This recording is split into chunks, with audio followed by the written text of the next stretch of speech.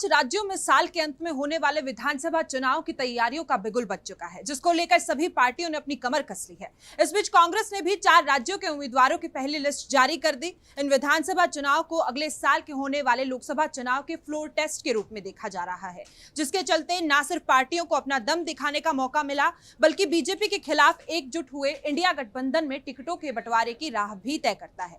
कहा जाता है कि राजनीति में ना कोई दोस्त होता है और ना ही कोई दुश्मन, सिर्फ सहयोगी और विरोधी होते हैं। राजनीति में कब कौन किसका दोस्त बन जाए और कब कौन किसका दुश्मन पता नहीं चलता।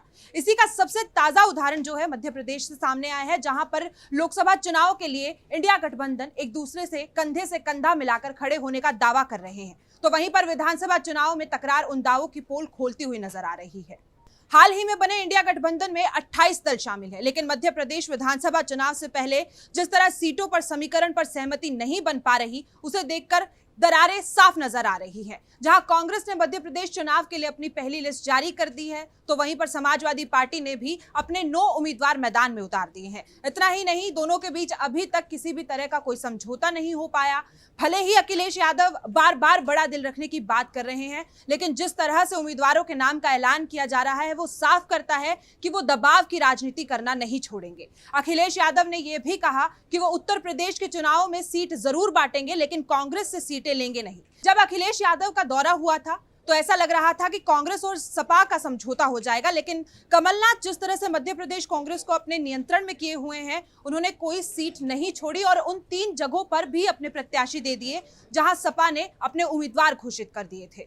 दरअसल समाजवादी पार्टी ने एमपी की जिन 7 सीटों पर अपने उम्मीदवार उतारे हैं, उनमें से 4 पर कांग्रेस ने भी अपने उम्मीदवार उतार दिए हैं। सपा ने फिर 9 और उम्मीदवारों के नाम का ऐलान कर दिया। वहीं समाजवादी पार्टी के नेता बता रहे हैं कि सपा मध्य प्रदेश में 30 से 35 सीटों पर उम्मीदवारों को उतारने वाली है। कांग्रेस और सपा दोनों ने जिन 4 सीटों पर उम्मीदवारों के नामों का ऐलान किया, वो चिंतरंगी, मेहगांव, भांडेर और राजनगर है। पिछली बार कांग्रेस को चिंतरंगी छोड़कर बाकी की तीनों सीटों पर जीत मिली थी।